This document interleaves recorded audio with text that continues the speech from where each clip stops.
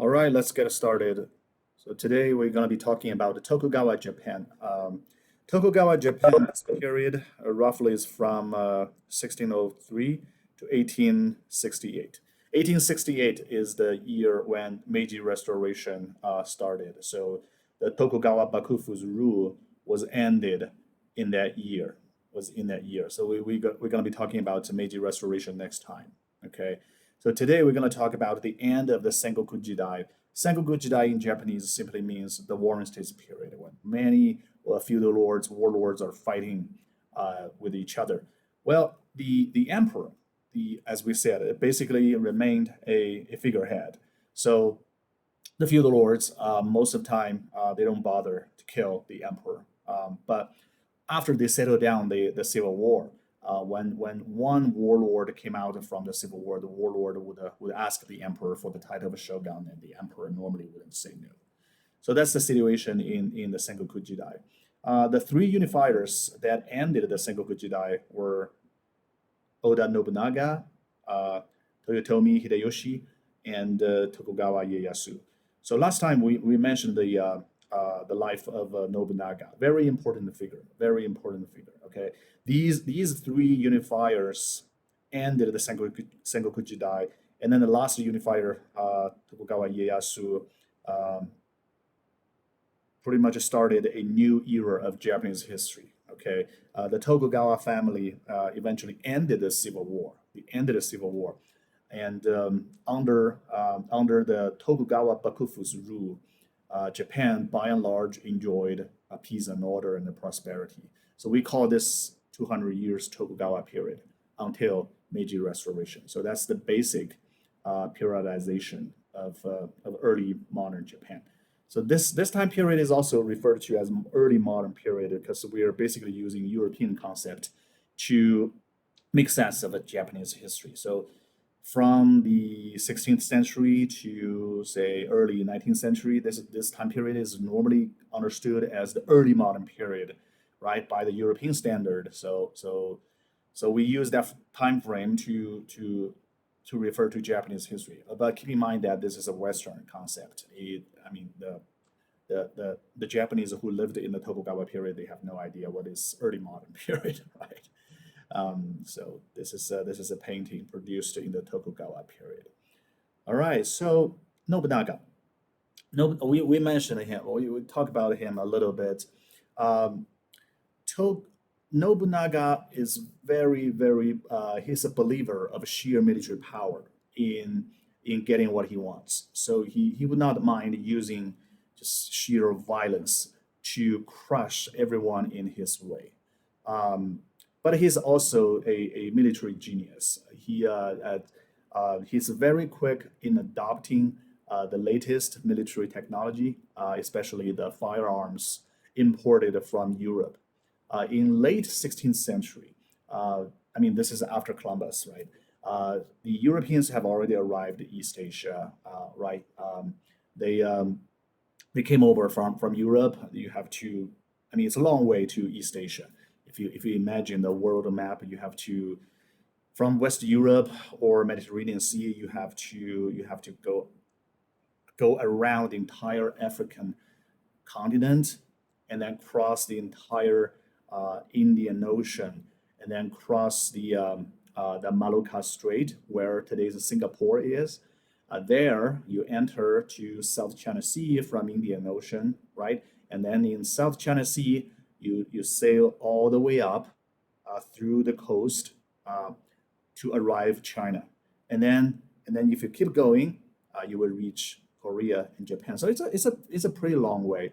A lot of Europeans arrived in East Asia in the 16th century. Okay, they brought over religion. Okay, Christianity. Many Christian missionaries. Many of them are Jesuits. Jesuits are this Catholic group based in Rome. They work for the Roman Catholic Church. The Jesuit missionaries, many of them arrived in East Asia to spread God's gospel. But there are also merchants. A lot of merchants also arrived in East Asia because they want to trade. with the East Asians. The great trade between Japan, China, and Southeast Asia, especially Philippines, is very, very important. Very, very important. Okay, the Portuguese merchants, Spanish merchants, Dutch merchants, all engaged in this international trade for centuries, starting from 16th century, early 16th century.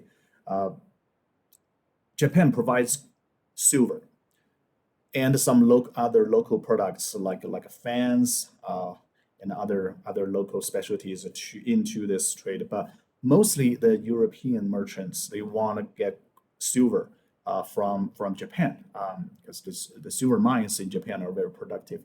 And then after the European merchants got silver in Japan, they would sail to China. They would sail to China, and then they would pay the Chinese the silver they got from Japan, and they buy the Chinese products, especially tea, porcelain, silk. Right, these are the typical Chinese products. And then the Portuguese or Dutch or Spanish merchants, when they got all these Chinese goods, they would sail to Southeast Asia and to sell. They would sell the Chinese good to there, and then get the local. They would get a Southeast Asian local specialties like spices, the precious wood, and other precious stones from the local society, and then they bring over to Japan. So it's a great triangle. It's a great triangle trade route managed by the Europeans. So through this route, Japan is opening up. Japan is exposed to a lot of European influences, right? Firearms got imported into Japan. Christianity, especially Catholicism, during this time also got imported into Japan. Um, European knowledge, we're talking about sciences, right? Geography, chemistry, physics, all these European knowledge, right? All got imported into Japan through the merchants and missionaries. During this time, we're talking about the late Sengoku Jidai and early Tokugawa period. Um, so this is why Nobunaga uh, learned how to use firearm, and very quickly he started to equip his army with the European style uh, arquebuses, the primitive rifles. Right? So this, if you look at this painting, this shows a major battle between Nobunaga and one of his major rival, um, the Takeda clan. Um, this battle is happened at Nagashino in 1575. This is a famous battle where Nobunaga creatively used arquebuses, European style firearms, to destroy the Takeda clan's cavalry army. Um, as you can see, Nobunaga erected uh, wooden blockades in front of his formation, and he would arrange his soldiers into two or three lines. Right, the first line is only in charge of a shooting. Okay, and then when the arquebuses are shot, they would the first line would give the arquebuses to the second line, and the second line would give the gun to the third line, who are in charge of loading. So so so and then after the guns are loaded, the second line also pass over the gun to the first line. So the first line is always constantly shooting. So this guarantees the firepower. By using this tactic, um, Nobunaga destroyed his enemy very creatively. So actually, I want to show you a movie clip about this battle.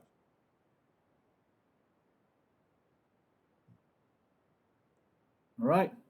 So that's Nobunaga. Um, as we mentioned last time, and Nobunaga almost unified entire Japan.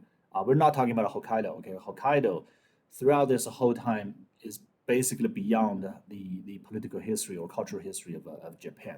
Hokkaido was never part of the Japanese Empire until the 1880s. So we're talking about the three southern islands, including Honshu Island, Shikoku, and Kyushu. So Nobunaga did not unify entire Japan. before he was assassinated, basically, by one of his generals in a Buddhist temple.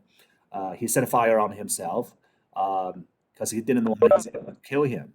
Um, so after he died, uh, one of his uh, one of his followers, uh, Hideyoshi. Okay, Hideyoshi. Okay, so if you look at the screen, that's a Hideyoshi. Okay, um, Hideyoshi um, got a revenge for him and killed the the general that betrayed Nobunaga, and Hideyoshi continued the unification project that Nobunaga started, and Hideyoshi unified Japan. As we mentioned last time, Hideyoshi is one of the very rare exceptions in Japanese history where he got promoted to the samurai class from as a commoner. As a commoner, he was born into a commoner family, but he's so it proved himself a brilliant a warrior and a military commander. So he got promoted to the samurai class. But even though he led his army unified Japan, uh, he cannot get the title of shogun from the emperor. The emperor um, did not approve his request for the shogun title because he was not born as a samurai. Okay, although he he was a self-made samurai, but he was not born as a samurai. But Hideyoshi is more ambitious than unifying Japan. After he unified Japan, he looked at Korea and China. Okay, so um, Hideyoshi understand that he could never become shogun or the Japanese emperor because in order to become Japanese emperor, you have to born into the royal family, right? But he cannot do that. So he wanted to conquer Korea and China and perhaps become Chinese emperor. That's a much bigger country. So in 1592, he led a huge army of 200,000 war-hardened samurais. They crossed the Tsushima Strait, okay, and they landed in Busan, Korea. Okay, yeah, Busan is actually a very important city in South Korea. When we talk about the Korean War in 1950, Korean War was between 1950 and 1953. We will mention the city of Busan again because in 1950, when the North Koreans, the communists from North Korea, were invading the South, they almost unified the entire peninsula except for there's a small city called Busan. There is a small South Korean army fighting together with some American Marines in Busan. This is called Busan, the Battle of Busan. And the American Marines they held on, they held this city long enough until General MacArthur landed in Incheon near Seoul. So that's how they started a counterattack. Anyway, so that's about the city. Now back to 1592. Hideyoshi landed in Busan. Remember, this is the second time that Japanese invaded the Korean Peninsula. The first time happened in 7th century, right? The Japanese were defeated by Chinese and Koreans in the 7th century. And after that, there was a wave of learning from China. There was Taika reform, right? But now, in 1592, when Hideyoshi unified Japan for the very first time in centuries, and he ended the Sengoku Jidai. Now Hideyoshi is leading his best army to invade Korea. Uh, at that time, Korea, the peninsula, was ruled by a dynasty called the Chosun dynasty. Okay, the Li family, the Ri family. Yeah, depending, the Chinese pronunciation and the Korean pronunciation is a little bit different, but they refer to the same Chinese characters. The um, the family ruling Korea. They are the kings of the Chosun dynasty. Um, they basically give up fighting because Korea had enjoyed peace for many centuries, so they did not have enough army to resist this Japanese invasion. So very quickly, Hideyoshi pushed all the way to Solu. Okay, and he took Solu, and then the Korean king had to flee to Pyongyang. Okay, Pyongyang and Solu are the two biggest cities in Korea. And then Hideyoshi was chasing the Korean king. Okay, and then in Pyongyang, the Korean king sent a message to the Chinese emperor. At that time, the empire in China is called Ming Empire. Ming Empire, Ming. Yeah, the Ming emperor pretty much considered himself as the big brother of all the East Asian countries. Okay, so especially Korea. Okay, because Korean king, they pay tribute to Chinese every year, very diligently. So the Chinese emperor considered it's an obligation or duty to help the Koreans, just like the previous dynasties. So the Chinese sent their troops into Pyongyang, and at Pyongyang, the Chinese and the Japanese uh, had a major battle. Had a major battle, and then the Japanese were retreating. Okay, the Japanese retreated to Solu, and then there was a battle fighting for years. What's interesting is that both sides, both the Chinese and the Japanese, used firearms in this war. Right? We know that Hideyoshi certainly continued to use arquebuses, European style arquebuses, but the Chinese also hired Portuguese to make bronze cannon guns for them. Both sides used the latest European military technology, and they were using the European firearms to kill each other. So the war dragged on for many years. It came to a stalemate. Um, uh, Hideyoshi eventually realized that it's too ambitious to try to attack China. Actually, Hideyoshi, throughout his life, he never set his foot on the Chinese soil. He was stopped in Korea. He was stopped in Korea. Okay, um, but Korea is savaged by war. So both sides wanted, both Chinese and Japanese wanted to end this war, But Hideyoshi wanted something. He sent a message to Chinese. He say, I cannot become a shogun or or Japanese emperor, but I want you, Chinese emperor, to appoint me as the king of Japan. The king of Japan is actually it never it never happened before, right? There was never such a thing like a king of Japan, except for many centuries ago, when one of the earliest Chinese emperors appointed the Japanese ruler as the king of dwarfs. Remember, the king of dwarfs, the golden seal that we saw. That seal was from the fourth century. That was more than 1,000 years ago. But now Hideyoshi wanted the Chinese emperor to appoint him as the king of Japan. So that's one of his request requests. The other request is that he wanted to marry a Chinese princess. He asked the Chinese emperor for that. But of course, the Chinese emperor did not agree. Yeah, for the Chinese Ming Empire, the Hideyoshi is just a barbarian and coming from the sea. But the Chinese did send a diplomat to the Japanese side to negotiate the terms for armistice. Um, I actually spent some time looking at this history and I looked at some primary sources, and it turned out to be very interesting. The Chinese diplomats wanted to solve this issue as quickly as possible. So when the Chinese diplomats were in Hideyoshi's tent, he said, "Yeah, we can do everything you want. Okay, you want to be Japanese?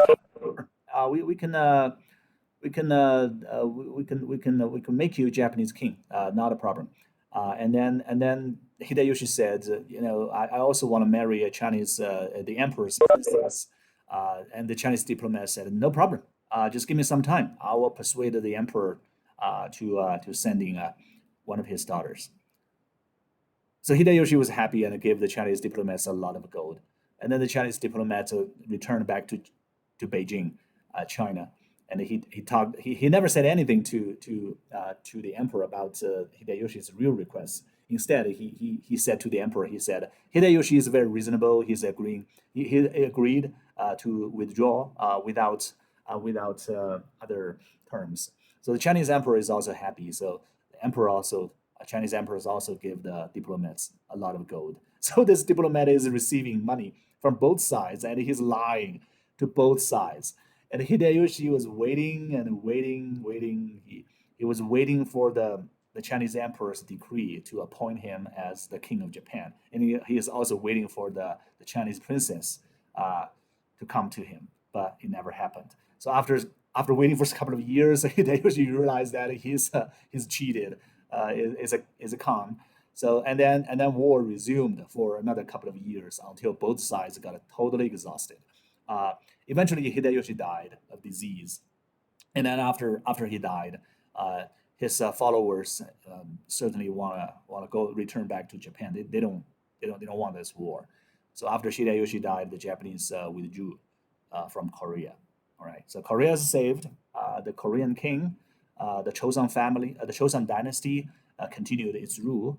So the Chosun dynasty is very appreciative of the Chinese Empire's military help.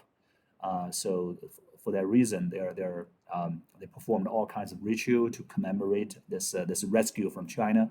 But Hideyoshi got nothing, uh, and his followers all returned back to Japan. Oh, on the way of the retreat, they were also ambushed by the Chinese and the Korean navy.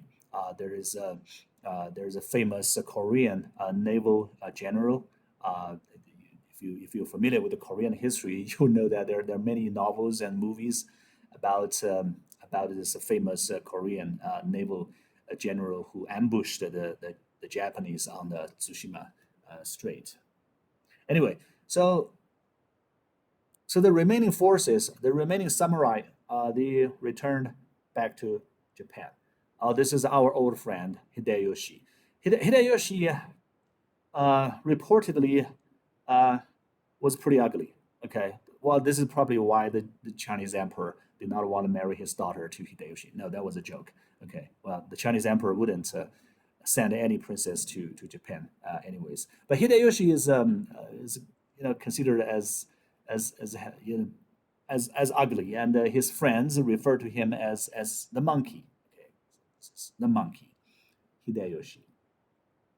All right. So after Hideyoshi, okay, this map shows the geography of China, Korea, and Japan. Ming China is not as big as today's People's Republic of China. Ming China is about this big, half of today's China. Ming China was in today's eastern part of China. So as you can see, Hideyoshi was taking on a too ambitious job for himself, right? So, but he never even occupied fully Korea. Okay, so after Hideyoshi died, his followers split into two camps, okay, two groups. One group supported Hideyoshi's own son, okay? So because the first group thought, we should support Hideyoshi's son because his father used to be our master. But the other group supported another guy called Tokugawa Ieyasu. Okay, yeah. So that was a civil war. Again, there was civil war. Eventually, the Tokugawa family won the civil war.